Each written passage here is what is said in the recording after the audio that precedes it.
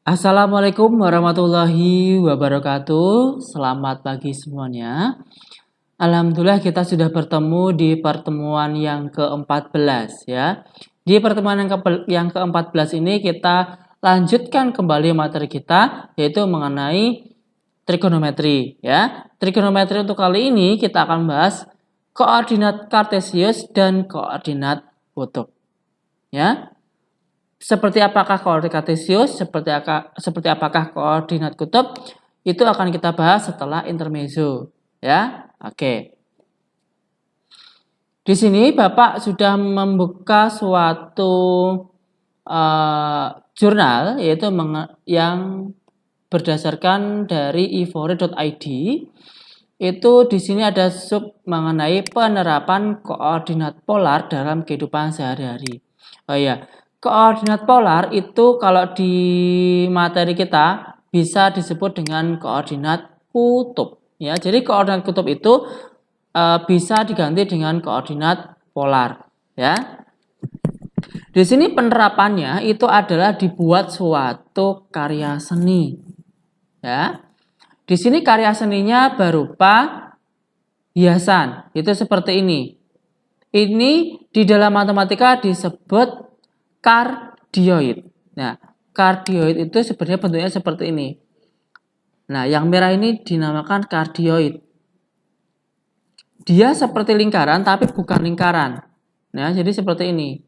Jadi bentuknya itu seperti kayak apel.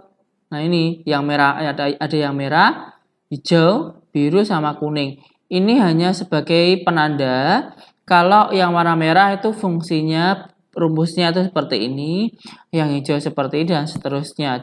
Tapi untuk dasarnya itu sama, bentuknya seperti apel seperti ini.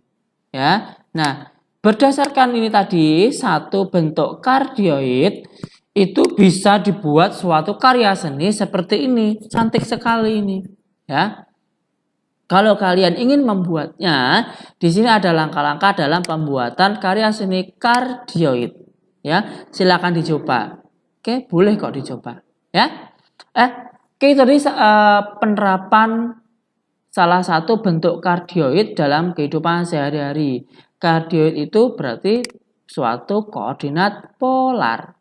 Ya, oke sekarang kita masuk kembali ke bahasan kita mengenai koordinat kartesius dan koordinat kutub atau koordinat polar. Ya, kita mengingat dulu seperti apa sih koordinat kartesius itu, ya. Nah, koordinat kartesius itu bentuknya adalah koma, berarti x, y, gitu ya. Nah, kita lihat contoh dari titik P ini.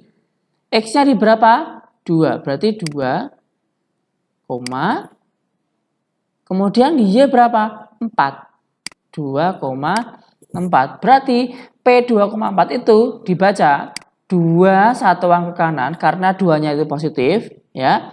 Dan 4 ke atas karena dia positif, makanya 4-nya itu ke atas ya.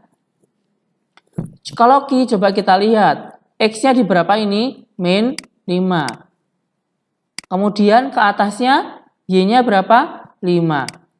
Berarti bacanya jangan min 5 satuan ke atas. Maaf.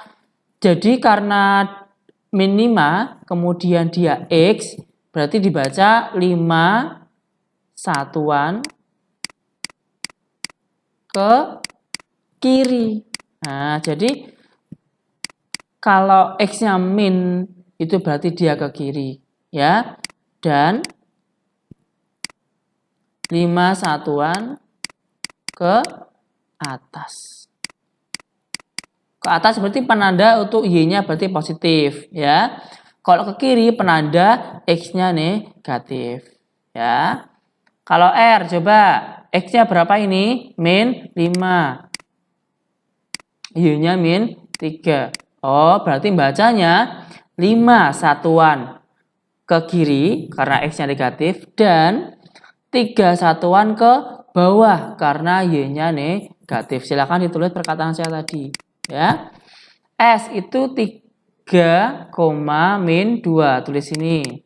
Berarti dibaca 3 satuan ke kanan karena X-nya positif, dan 2 satuan ke bawah karena Y-nya ada negatifnya. Ya, silakan ditulis di sini. Oke. Itu tadi koordinat kartesius ya, berarti ada X, Y-nya. Oke. Nah, sekarang kita membahas koordinat kutub. Ya. Bedanya dengan koordinat kutub ya, ini saya kasih contoh satu. Nih. 3, pi per 3. 3, pi per 3. Pi per 3 itu berapa sih? Nah, kalau kita ingin merubah menjadi derajat, nah di pertemuan yang dulu-dulu itu pernah saya ngasih materinya. Jadi, pi per 3 itu bisa kita buat derajat dengan cara mengubah pi menjadi 180 derajat. Ini ya. 18 bagi 3 itu bisa 6. Nolnya ada. Nah, berarti 60 derajat. Nah, arti dari 3,60 derajat itu adalah jarak titik dengan titik pusat. Berarti jaraknya yang biru-biru dengan pusatnya berarti ini. 0,0 itu yang tengah ini. Ya, itu jaraknya adalah 3. Kemudian dan 60 derajat dari sumbu X positif dengan arah perputaran berlawanan arah jarum jam. Jadi gini, kalau kita tarik garis dari sumbu ini itu akan membentuk sudut 60 derajat. Jadi bedanya dengan koordinat kartesius, koordinat kutub itu ada derajatnya, koordinat kartesius tidak ada derajatnya. Itu yang membedakan, ya. Oke, untuk yang pi 4, pi per 2 dan seterusnya ini silahkan kalian tulis caranya sama seperti di atasnya ya. Jangan lupa mengubah pi per 2 menjadi 4 menjadi derajat, itu ada caranya ditulis di sini ya. 2 per 3 pi, 7 per 6 pi, 11 per 6 pi itu caranya bagaimana cara mengubah ke derajatnya ditulis di sini ya. Kemudian setelah sama dengan jarak titiknya juga ditulis, kemudian titik-titik ini menyesuaikan. Oke ya, bisa gampang sekali kok.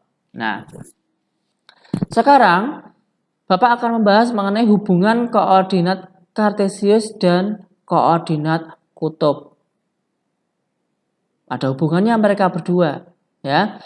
Jadi koordinat kartesius itu bisa dirubah menjadi koordinat kutub atau polar. Begitupun sebaliknya, koordinat kutub atau polar bisa dirubah menjadi koordinat kartesius. Ya, perhatikan anak panahnya, ya.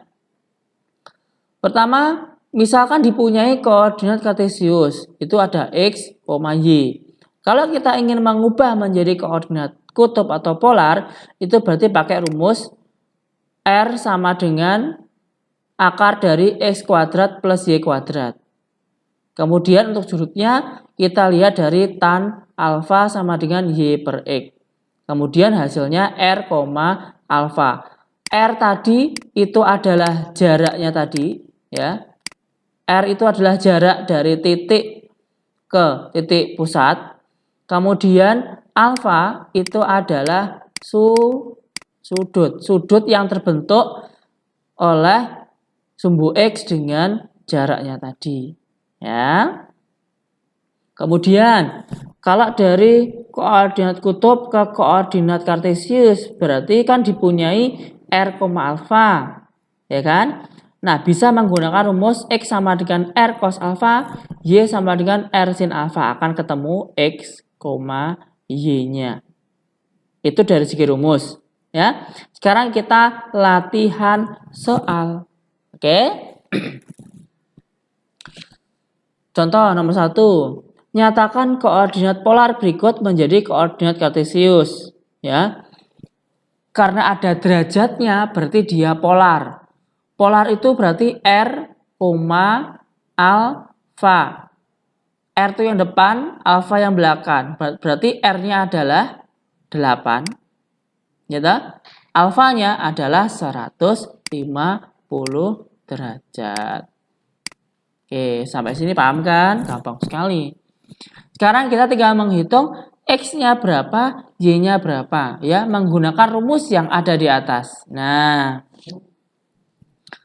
X itu rumusnya adalah R cos alpha. Rumusnya adalah X itu adalah R dikalikan dengan cos alpha. Ya. Kalau Y rumusnya adalah R sin alpha. R kali sin alpha. R-nya berapa? 8. Kali. Cos alfanya berapa?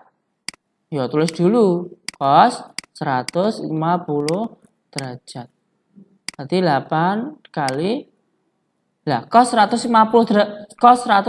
derajat berapa? Kalian harus menghitung dulu. Ya. Cos 150 derajat. Itu kan berarti karena itu di kuadran 2 rumusnya 180 dikurangi 30. Karena 180 kurangi 30 hasilnya adalah 150. Ini sudah pernah loh ya di pertemuan sebelumnya loh ya. Ini Bapak hanya mengulas sedikit aja. Jadi cos jadi adalah cos 30. Karena di kuadran 2 cosnya bernilai negatif. Berarti min cos 30 adalah setengah akar 3. Berarti 8 kali min setengah akar 3. Nah, 8 sama 2 bisa dicoret jadi 4. Berarti 4 dikalikan min 1 akar 3 hasilnya adalah min 4 akar 3. Gampang. Untuk R sin alfa silakan kalian coba sendiri. Caranya sama. Ya. Jadi nilai P X, Y berarti berapa? Tinggal ikutin aja. Berarti min 4 akar 3 koma, lah berapa hasil yang kalian temukan untuk Y-nya? Ya, gampang. Oke. Di sini yang kalian harus teliti adalah dalam menghitung ini. Di atas itu di pertemuan sebelumnya kita sudah membahas itu. Silakan dicocokkan. Kemudian caranya jangan lupa ditulis. Kalau nggak ditulis berarti nanti nilainya akan sedikit berkurang. Ya, oke. Saya kira cukup untuk latihan soalnya. Jadi untuk yang B itu silakan kalian kerjakan. Ya, yang A itu saya anggap sebagai latihan soal, contoh soal. Untuk yang B, R 20,315 itu sebagai latihannya ya. Ini kerjakan. Oke? Untuk yang pertemuan berikutnya kita dari koordinat kartesius ke koordinat polar ya. Ini nantinya, tapi gampang lah, itu bisa di pertemuan berikutnya. Oke? Oke, cukup sekian untuk video kali ini. Mohon maaf jika selama video ini ada penjelasan yang masih kurang. Jika ada penjelasan yang masih kurang, silakan hubungi saya melalui WhatsApp ya. Nomor saya sudah ada di kolom deskripsi. Oke, terima kasih untuk perhatiannya. Semoga kalian sehat selalu ya, meskipun kita belajarnya masih dalam jarak jauh. Oke? Terima kasih atas perhatiannya. Selamat pagi dan wassalamualaikum warahmatullahi wabarakatuh.